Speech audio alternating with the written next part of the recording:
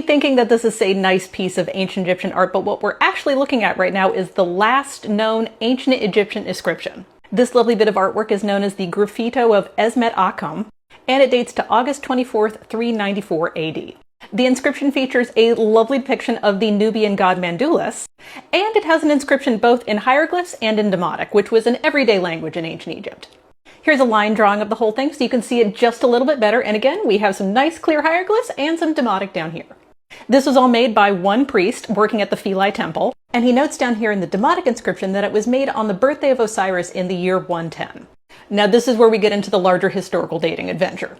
At this point in history, there had already been an edict by the Emperor Theodosius to close the pagan temples in the Mediterranean world. Philae, which happens to be at the very bottom of Egypt, was just outside the official borders of the Roman Empire, so it was able to escape a lot of these things and a lot of these measures. The ancient Egyptian religion held on here for a bit longer, thanks to the fact that it was, again, outside the borders of the empire. So who's going to check? The existing ancient Egyptian priests at this time calculated their years from the reign of the Emperor Diocletian, since there was no longer an official pharaoh to calculate a date from.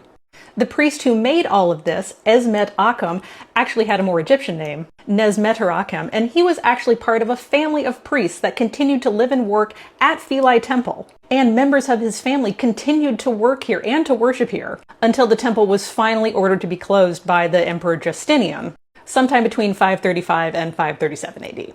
There are later inscriptions that were made at Philae by other people, other forms of graffiti, but those are in Demotic and then Greek. But this is the last one that we have that was actually written in the ancient Egyptian language using hieroglyphs.